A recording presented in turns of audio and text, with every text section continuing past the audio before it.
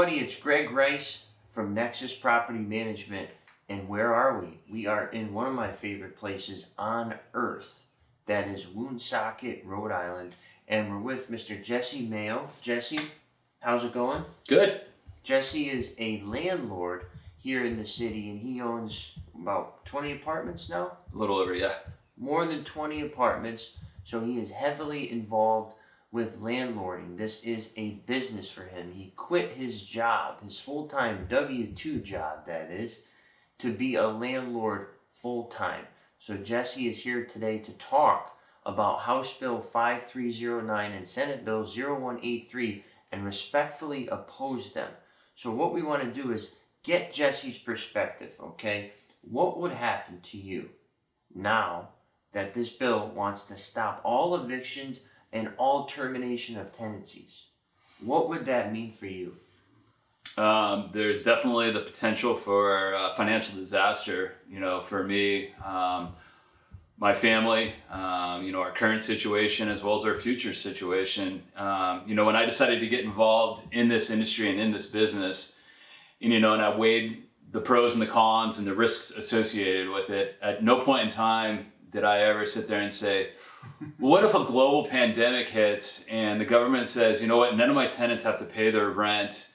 If I would have had that mindset, if anybody would have had that mindset, I don't think anybody would have ever gotten involved in this industry. So it could mean financial disaster for me currently and for my future as I've gone, like you said, I quit my job and I'm in this, Literally.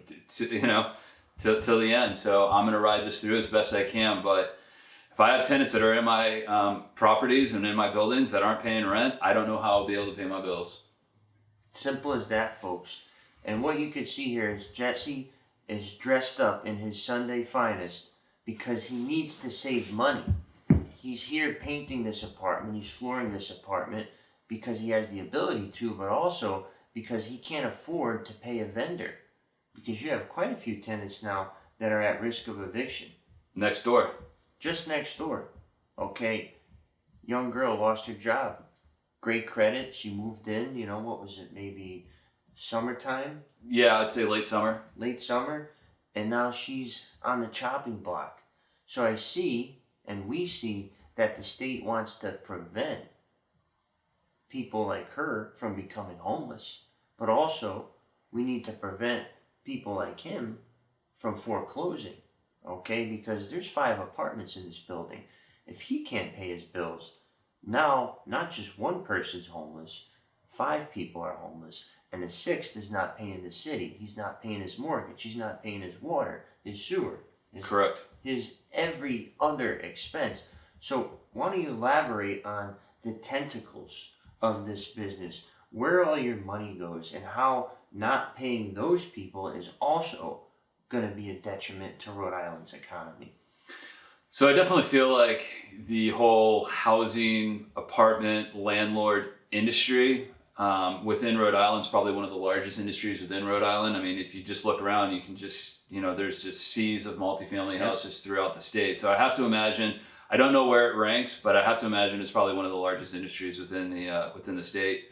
And if I can't pay my mortgage, if I can't pay my property taxes, if I can't pay my water bill, my sewer bill, my trash bill, my property manager who provides 24/7 management of the building for emergency situations, which we'll get into in a little bit. This is going to be far-reaching into a lot of different industries beyond just the housing industry as far as I'm concerned. Local schools, fire departments, police departments, they depend on the property taxes that I'm paying to the state or into the local municipalities. So I don't know how those sectors of our, municipality departments or whatever you want to call it, I don't know how they would even get through it without some sort of government financial aid coming to them as well.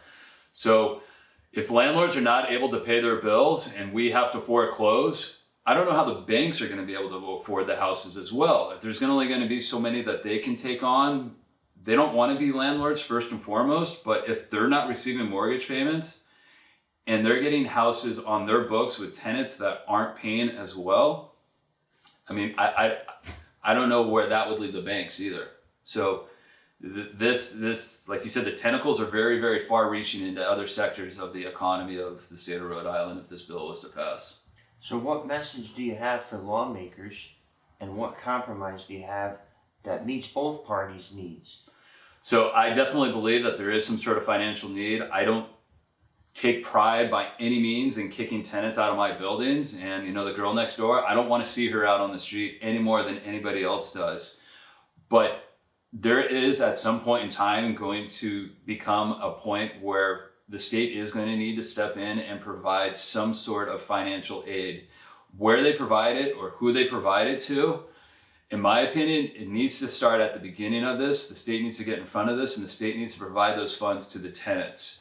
If they wait and wait and wait, and they allow landlords like myself to get deeper and deeper down this rabbit hole to the point where we now financially can't get out of it, it could mean disaster, not only for myself, but as well as a lot of the other sectors that I alluded to earlier. Banks just really don't want to be landlords, and they're not good landlords. And I mean, if you see a bank-owned multifamily home out there, it's usually pretty obvious that it's bank owned. It is just maintenance is deferred. A lot of times they're not livable, and it's going to have not only ramifications to me as a landlord, to the other businesses that I do business with, but also the tenants of the state of Rhode Island, because a lot of these homes are going to be becoming unlivable. So, great points. Jesse, the landlord here. If you have any questions for him, throw them in the comments field below. Any questions for me, same. And also, if you want to get involved, you can oppose or be a proponent of this bill if that's what you wish through Zoom, okay? The Rhode Island State House will accept testimony, and you can follow all of the bills on the Rhode Island State's Bill Tracker website so you can see exactly when that will be. I will be testifying. Jesse will be testifying along with other landlords that are in this same situation, and we are respectfully, disagreeing with this, but we'll offer compromise. We're not just here to complain and say tenants suck, kick them out. We're here to say they're in a tough spot and we're in a tough spot, and we need to meet in the middle. And this bill, I don't see any very one-sided olive branch to us other than saying we're not going to foreclose on you. But that's like, oh yeah, your casket's going to be really nice. It's like, oh, we're not foreclosing on you yet. So that's not a compromise. We got to get to the front of it, and I feel like we're already in the middle of it, so it's kind of too late for that. But we need some type of middle ground. Absolutely.